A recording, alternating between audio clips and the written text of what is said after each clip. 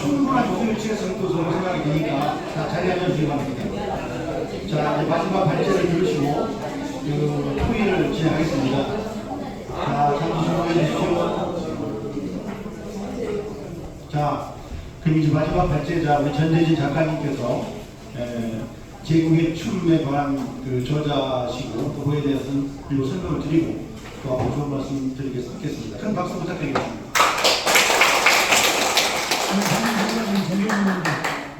제게 주어진 시간이 20분입니다.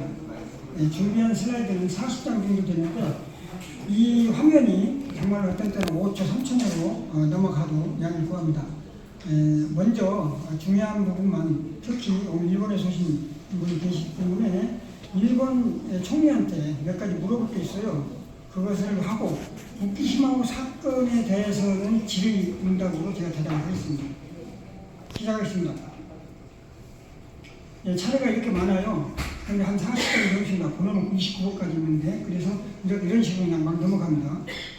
이건 뭐냐면, 일제 침략 정한론이죠. 1868년, 이거 그냥 넘어갑니다. 여러분, 저 화면을 좀 잘 봐주십시오.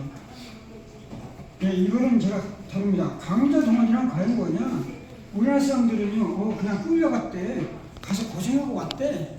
이거는 너무나 부족하죠. 너무나 부족합니다. 강제 동원이라는 낱말에서 강제는 일제 침략자들이 징용, 징병, 연행, 납치, 후임, 유인, 총독부에서 모집, 반아센 등이 전부 다 포함되는 겁니다. 강제 동원에는. 그럼 왜 강제 동원하냐? 신사참배, 궁성노래, 창시되면 식민교육, 군인, 군사, 군사훈련 등을 원활하게 수행하려 한 강압적이고 강도적이고 살인적인 수단이었습니다. 강제 동원이. 그래서 산업보급대, 소녀병이다, 정신근로대, 군사시설 공사장, 철도, 도로, 비행장, 군수공장, 수력발전소, 군부대 등으로 한국인을 그냥 데려갔을까요? 그렇지 않습니다. 총칼로 동원했습니다. 그러면서 곧바로 강제 노동으로 이어져서 학살, 교살, 척살, 학대, 억압, 핍박, 차별, 혹사, 강간, 고문치사로 이어진 것이 바로 일본 제국이 자행한 한국인 강제노동이라는 것입니다. 이것이 개념 정리를 하는 겁니다. 두 번째, 강제동원 실제 옆으로. 오른쪽에 있는 그림 보십시오. 사진을. 이 왼쪽은 전부 다 후쿠시마 사건의 희생 생존자들의 증언과 문헌에서 제출한 건데요. 사진을 보십시오. 사진. 조금 젊은 여자가 앞에 있죠. 세 분이 끌려가는데 밧줄을 특별히 다 묶겠습니다. 이거는 강제동원 수준으로 납치예요. 인간 사냥이 시작된 거고, 사냥꾼이 몇 명이에요? 사냥꾼이 8명이에요, 여기. 이 3명이 어떻게 천발 다섯 개 어떻게 실려가면서 저항을 하겠습니까? 그래서 저는 강제 동원을 이렇게 납치했다라고 말하는 겁니다. 여러분, 일본은 우리나라 사람을 강제 동원하려고 무려 39개의 법을 만들었습니다. 39개. 그런데 한국의 입법기관 국회는 단 한 건도 법을 만들지 않았는데 다행히 이번에 후쿠시마 사건뿐만 아니라 몇 가지 법이 진행되는 것은 좀 다행입니다. 사진으로 보면 강제 노동 현장입니다. 여기 가운데 빨간색 왼쪽으로 보면 청업이라고 했습니다. 그 위에 강제 노동 현장에 제가 이것을 증명을 하려고 제가 저를 자랑하려고 제 사진을 한 게 아니라 이게 아실 거예요. 신옥다반도의 용마철도 구간인데 여기 사진 나와요. 제가 첨부해서 썼는데 이분 전 주인이 저한테 직접 증언한 거기 때문에 제가 이 말을 할 수 있는 거예요. 뭐냐면 탈출하는 한 명이 잡혀왔는데 감독이 창을 거꾸로 내다놓고 밑에다가 장작불을 피워서 죽였습니다. 저는 이것을 제국충 체계 청어군이라고 썼습니다. 그럼 이번 본토 왜 저기서 어떤 일이 있을까요? 사림에서요. 홋카이도에서, 풍력에서, 마샤게도 밀리반치 섬에서는 우리나라 사람들 엉덩이를 들여다가 끓여서 익혀서 고래고기라고 먹으라고 했습니다. 중국 하이난도에서는 바로 신주비가 1200명을 생비당했습니다. 제주도에서 말했거든요. 이것이 바로 이것이 바로 8월 15일 일본이 한국 이후에 일어난 사건입니다. 강제동원 피해는 그냥 넘어갑니다. 여러분, 일제 패전 직후 한국은 집단 학살, 8월 16일 중국 하이난도 천인대 생매장 학살, 8월 17일 사하린 감시가 경찰 학살, 8월 18, 19 노란 미주 학살 사건이고 일본 현 지구민도 여기에 가담합니다. 노란 미주는 여기는 청어 고기장으로 유명한 큰 항구인데 민방위대장, 역장, 부녀회, 연장, 청년회가 모여서 뭐라고 저는 어떻게 처리할까라고 했는데 볼 것도 없이 냉동창고에 다 집어넣었다가 얼어 죽이면 내일 바다에 듭니다. 실제로 그렇게 했습니다. 8월 23일 제주도로 재충했던 귀향선 침몰 사건입니다. 현재는 117명이 죽었는데 지금도 해남에 가면은 제사날 똑같습니다. 바로 8월 24일 귀옥선 옥시마 폭파 침몰 사건이었습니다. 이 외에도 사흘린 미기한 문제 맞죠? 사흘린 미기한 문제 야수권 인사 학사 문제 그다음에 우리나라 사람들 우리 문화재 다 약탈해 갔다는 그 반환하지 않은 문제 더 큰 문제는 조선인의 인명을 성환하지 않았다는 문제. 바로 이것을 제가 읽어드리겠습니다. 박정희 정권 이전부터 시민지배 배상 문제가 협상되었는데 일본은 시민지배에 대한 배상 의무는 만국 공격이 없다고 주장하며 일제 강제동 피해자 배상을 일본들이 거부하였고 또 거부해 왔습니다. 그런데 그렇다면 시민지배가 끝난 8월 19일 이후에 일본군이 자행한 한국인 집단 학살에 대해서는 배상 의무가 있다는 요구가 있습니다. 그래서 밑에 쭉 제가 좀 나열을 해놨어요. 그래서 이 유형별로 특별법 제정과 진상규명과 가동돼야 된다고 저는 책에 썼습니다. 이것이 바로 무키시마호에 탔던 사람들이 끌려갔던 그 위치입니다. 그 위치. 그냥 시국다 반도에서는 평양, 사흘에서 국교대에서 그 8월 15일부터 마구 오미나토항으로 아오모리 오미나토항으로 들어오기 시작합니다. 이 깜짝깜짝도 방대 숨쉬고 저는 이러한 증언을 평양에서 22명의 증언자 평양에서 제가 23년까지 책을 가져왔어요. 그것도 제 책 같이 넣었어요. 여수밖에요. 그분들도 웃기만 탔으니까. 제가 우리 좀 부탁합니다. 통역을 다카이치 사나이 일본 총리에게 묻겠습니다. 일본은 시민 지배에 대한 배상 의무는 관국 공법도 없다며 피해 배상을 거부하고 있다. 그렇다면 시민시대가 아닌 45년 8월 10일 이후의 한국인 집단 학살에 대해서는 배상 의무가 있다는 입건 해석이 가능하다. 이에 대한 총리의 입장과 견해는 무엇인가? 보겠습니다. 두 번째, 일본은 식민지 피지배국의 국민을 침략전쟁 수행 목적으로 강제 동원하여 강제 동원 선택된 집단 학살 생대장을 할 수 있다는 규정에 따라 한국인을 전쟁터로 강제 동원했는가? 두 번째 물었습니다. 세 번째, 자국의 패전한 직후 적군의 제재는 한국인 집단 학살의 무키시마 폭침 사건 진상규명과 피해 배상 할 거냐 말 거냐? 할 것이냐 말 것인가? 지금 지구적 한간에서는 귀화가 표명한 강한 일본이란 일본 헌법 제9조를 개정하고 의무임을 선포하고 전쟁을 할 수 있는 나라로 전환하려는 움직임이라고 논평하고 있다. 이에 대한 일본 총리로서의 입장과 견해는 무엇인가? 물었습니다. 또 묻습니다. 다카이치 일본 총리에 묻겠습니다. 강한 일본보다는 착한 일본이 어떻습니까? 지금 강한 일본이 뭐예요? 평화헌법 제9조 개정, 핵보유 선포, 전쟁 가능국가 변신, 호시탐탐, 대륙 침략 노림수, 독도민권 주장, 지독한 민족차별. 일본은 지금도 그 전쟁은 침략 전쟁이 아니었다고 말하고 지금도 동원은 강제 동원이 아니었다고 말합니다. 침략 전쟁 부인, 강제 동원, 강제 노동 부인, 제노사이드 부인, 계획적 집단 학살을 제노사이드라고 합니다. 이거 다 부인하고 있죠. 그럼 착한 일본은 뭐냐? 이웃나라 조선을 한국을 정복하겠다는 정한론을 철회해라. 전쟁 총지휘본부인 대본령을 해체해라. 상업용으로 의존하는 플루토늄을 폐기해라. 전쟁을 하지 않는 나라가 되라. 참여하고 그리고 회개하라. 평화정법을 헌법을 준수하라. 한국인 피해자에게 배상하라. 그런데 중간에 사진인물이죠. 아베 신조가 13일 부대에 이 비행기를 타고 박장대에서 묻고 있어요. 다카이치 상하이 총리는 바로 이 아베 신조의 제작격이면서 아베 신조의 정치를 다 배웠어요.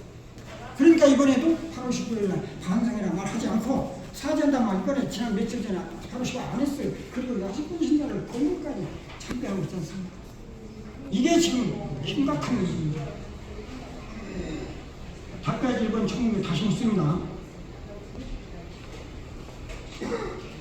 일본은 미국의 감행한 한국인 강제동원 피해자에게 배상금을 지급할 의무와 책임입니다.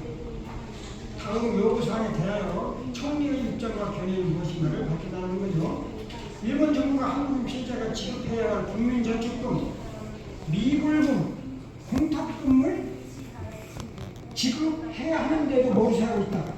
이 미지급 금액으로 지난 80년 동안 일본 기업들이 받아들인 총 수익은 줄자가 3천조 원 이상이 될 것이며 이 수익은 곧 전후 일본이 전 경제 회생 비용으로 쓰였을 것이므로 일본 국가, 일본 기업과 국민저축 미불금 공탁금의 수익을 받은 일본 국민은 3천조 원 최소한의 총 수익의 50%는 한국인 피해자에 돌려야 한다. 3천조 원의 50%면 1,500조 원을 제가 이 자리에서 공개적으로 요구하는 것입니다. 여러분, 피해자 여러분 동의하십니까? 동의하시면 박수.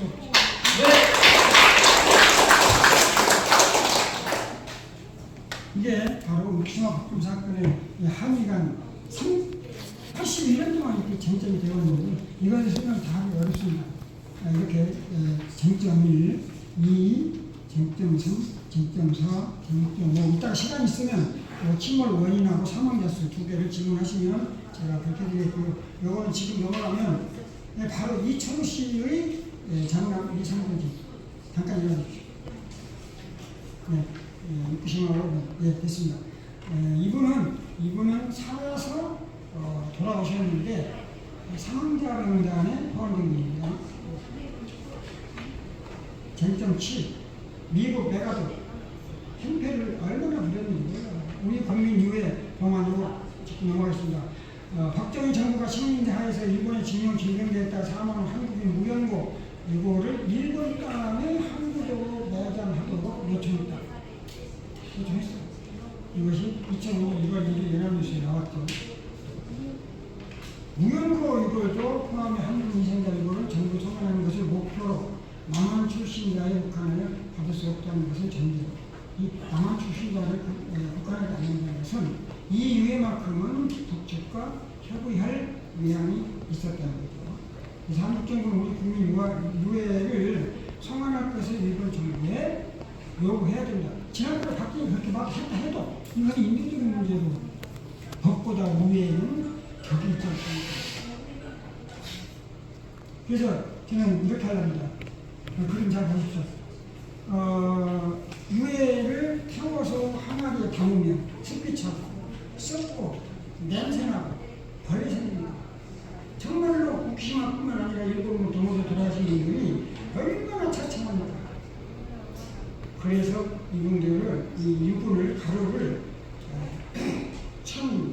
1.5톤으로 압축을 합니다. 그러면 그림과 같이 이렇게 기둥이 나오는데 저는 여기다 그 옷을 입혀야 되겠어요.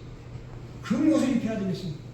지금 부산 영남공원에 있는 그 닷지 냄새나고 썩고 있습니다. 그분들 다 데려다가 그 옷을 입혀서 크리스탈 함에 넣어서 맨 오른쪽에 있는 우리 국민유해 봉안나무에 모셔야 되겠습니다. 신성 회장님 감사합니다. 잠깐 일어나주셨습니까? 해외 동포 유해 연구소 소장님입니다. 상황에서 무슨 도움이 되겠습니까? 일생을 두고 자기의 권고를 다하겠다고 저하고 약속했습니다. 그래서 이걸 후쿠시마가 출하는 오미야토항의 공문입니다. 이 사진은 영화 김지영 감독이 찍은 이렇습니다. 유해의 시대가 됐습니다. 이건 전부 후쿠시마 사건뿐이에요. 후쿠시마 사건만 유해가 이렇게 있는데 이 유해를 지금 우리 기자님께서 요청하여 공개를 하신 겁니다. 얼마 안 됐어요.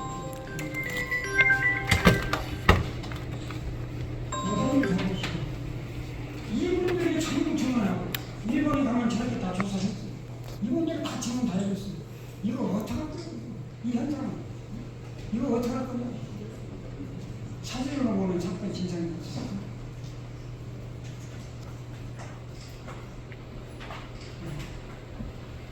이거 그 가운데가 그 생존자분들이에요. 제가 만나지 않은 분은 취재를 하지 않았습니다. 미국과 일본, 한국, GHQ, 터키 책임이 있는데 미국과 GHQ가 1차적인 책임이 있죠. 왜냐하면 세상에 일주일 만에 이거 사건 다 덮어버리는 거예요. 일주일 만에. 여기서 그 말씀드리면 사망자 524명이라고 했잖아요. 마이즈를 해양할 이유도 없는데 마이즈를 해양하면서 일본 해군들이 몽둥이 들고 다 천지를 들어가버렸어요. 그러니까 장명도 씨 같은 경우에는 아들 둘하고 아버지는 이게 가판에 있었는데 엄마하고 이거 장명도 씨의 여동생하고 누나는 천지를 들어간 거예요. 못 나가요.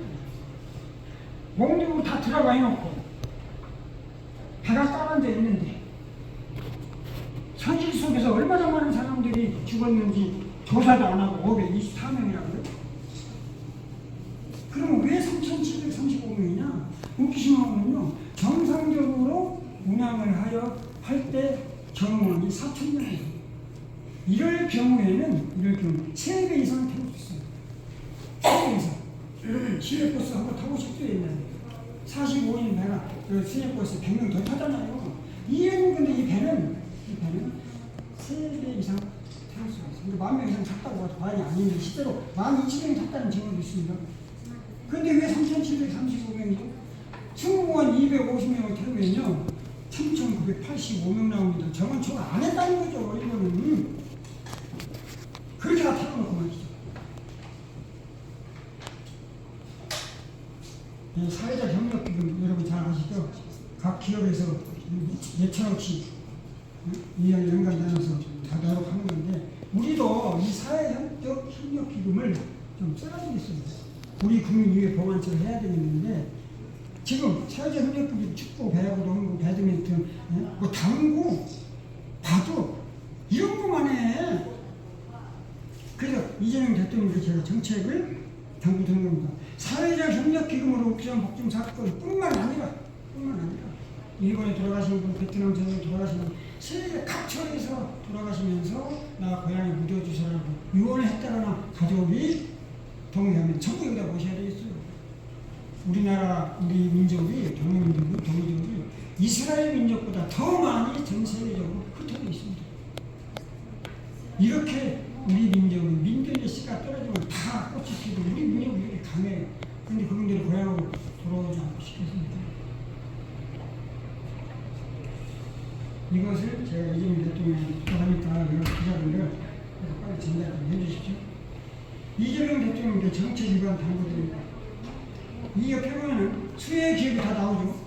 또 여기 오른쪽 보면은 대일 청구권 자금이 도입이 확정된 후 곧 민간인의 보상을 실시하는 것이 바람직한 일이었으나 정부의 재정 형편과 청구권 자금이 10년간에 걸쳐 분할 도입된다는 점을 감안하여 이 도입이 완료되는 75년에 보상을 실시하게 된 것으로 경제개발 계획을 서두르고 있었던 정부로서는 이 자금으로 각 산업의 균형된 발전을 통하여 국민소득을 향상시키는 데 무엇보다도 시급한 과제였으므로 그간 민간에 대한 보상 문제를 미뤄왔던 것이다.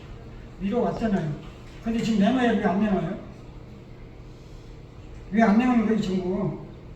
피해자 대상 갖다가 다 기간 사람이 다 썼잖아요. 나옵니다. 그래서 다시 마지막으로 이재명 대통령의 정책 위반 당부드립니다. 국가 균형 발전을 위한 AI 반도체 사업에 1981조 원 투자와 필요한 우리들의 의견을 보냅니다. 민족의 혈체로 도입된 대일 청구권 자금은 일제 강제징용 피해자의 배상금이었고 그 배상금으로 창업한 수혜 기업들이 60년 동안 벌어들인 총 수혜의 절자가 2,000조 이상일 것이며 이 수익은 곧 국민소득 향상에 직간접으로 작용했으므로 수혜 기업과 수혜를 받은 국민은 최소한 총 수익의 10%라도 왜 10%예요? 부가세 다 가져갔다는 거예요. 그럼 최소한 10%를 피해자에게 돌려드려야 한다. 2,000조 원의 10%면 200조 내놔라. 동의하십니까? 박수 치세요. 이게 좀 내려야 된다니까요. 그 구멍가게에서도 10% 떼갔다니 무가세라고. 그러면 지금 삼성과 AI를 한다는 삼성, 현대, 무슨 뭐 SK 이 사람들은 트레이드업이 아니라고 빠져나갈 수가 없죠. 왜? 기간 산업이 없으면 이렇게 산업이 발전할 수가 없고, 기간 산업이 있고 철강, 석유, 정유, 전력, 도로, 철도, 조선, 항만, 항공, 통신, 농군, 공업, 용수 이런 기간 산업이 돼 있기 때문에 이런 기간 산업은 피해자 배상금을 했거든요. 이런 기간 산업이 돼 있기 때문에 1982년에 AI 반도체 한다는 거 아니에요. 공공기능 한다는 거 아닙니까? 일본 국가 책임은 아까 이동훈 교수께서 자세히 말씀해서 보시라고요. 여러분, 특히 일본에 오신 분은 이 자료를 그냥 다 드릴 수가 있어요. 또 일본에서 요청 제가 일본에 가서 그대로 강연하겠습니다. 지역에서 전부 얘기하세요. 더 가지고 1시간 반 줘야 돼요. 아무리 빨리 해도. 그래서 그렇게 할 약속 드리면서 오늘은 여기서 마치겠습니다. 네, 33년 동안 혼자 연구하시고, 아까 사진 다 보셨잖아요. 지금 어디서 누구도 가지고 있지 않은 그런 귀한 사진들을 가지고 계신 분이 바로 우리 전재진 작가십니다. 이 모든 것들은 사실 보이는 제 책 안에 다 수록되어 있습니다. 참 역사적 기록물입니다. 다시 한번 박수 부탁드리겠습니다.